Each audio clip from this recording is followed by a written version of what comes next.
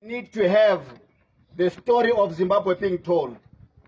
And it's good to have the people of South Africa telling the story of Zimbabwe, because there is a strong umbilical tie between South Africa and Zimbabwe. That dates back to 1967 in the Spolile and Wangi battles fought by the Lutuli detachment in Zimbabwe, commanded by Chris Hani of South Africa, Dumiso Tabengo of Zimbabwe, Mavuso Msimang of South Africa, Moffat Hadeb of Zimbabwe, and many others. So we have a strong tie as the people of South Africa and the people of Zimbabwe. And also you must be aware, comrades, that after independence, when Zimbabwe won their independence, we have a group of Zimbabwean guerrillas that gave sanctuary to South African guerrillas in Zimbabwe. The likes of Siphiwe Nyanda were hidden in Zimbabwe.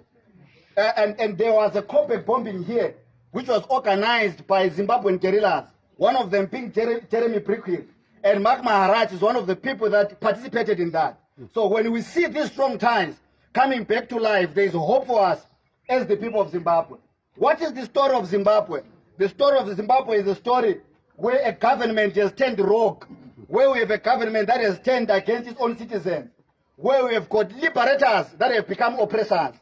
We have the story of Zimbabwe where a government in 1982 and 1987, between 1982 and 1987, turned against its citizens and killed 20,000 of them, and Africa was silent. And the person who was in charge of those killings is now the president of Zimbabwe. And his modus operandi has always been that of killing. His modus operandi has always been that of abductions. His modus operandi has always been that of curtailing rights of the people. And where we stand today, the people of Zimbabwe, we are crying to say, long ago when Mugabe was in power, we had a political party that had an army. But after the coup of 2017, we have an army that is a political party. There is no rule of law in Zimbabwe. What we see today, I'm wearing this red and white. This is what the people of Zimbabwe wear in prison. Why am I wearing this? I'm wearing this in solidarity with people that have been arbitrarily arrested in Zimbabwe for speaking against corruption, for speaking against human rights abuses in Zimbabwe. And what has the government done? The government has weaponized the law. The government has weaponized the constitution, and it uses it to whip the people of Zimbabwe into line. I'm wearing a mask here that is written ZANU-PF must go. Our comrades in Zimbabwe produced these masks to protest against the state brutality. And what happened?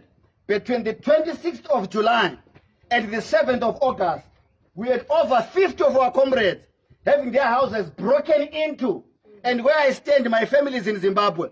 What happened is that the state got into my house and they tried to shoot and kill my children, wanting to know where I am. That is the government that we have. A government that does not value the sanctity of human life. The government that rules by brutality and violence. And I'm here to say we need the solidarity of Africa. We need our story to be told. We need whatever is happening in Zimbabwe to be spoken about in every corner of Africa. And we are saying this to say, for 40 years, the people of Zimbabwe have been suffering and struggling. But comrades, there is a limit to the amount of violence that people can get from a government before they start pushing back. The people of Zimbabwe have peacefully been resisting, and now government now makes sure that even that peaceful resistance is crushed. And I'm sorry to say, comrades, sooner or later we might see a scenario where the people of Zimbabwe are going to do whatever is necessary to resist government brutality. Nelson Mandela said, we can only protest using peace if the oppressor understands the language of peace. But I'm sorry, comrades, the oppressor in Zimbabwe does not understand the language of peace. And I'm here to say the people of Zimbabwe are ready and ripe to do whatever is necessary to get their freedom. And we need Africa to intervene before we have a full-blown crisis in Zimbabwe. Because a crisis in Zimbabwe is a crisis that has potential to destabilize everything. We need you guys, we need South Africa, we need every rightful thinking African to stand in solidarity, not with the government of Zimbabwe, but with the people of Zimbabwe that have become victims. Amandla! Viva Nomsa, viva! Viva! The people of Zimbabwe, viva! Viva! Thank you, comrades. My comrades, thanks for the powerful and we can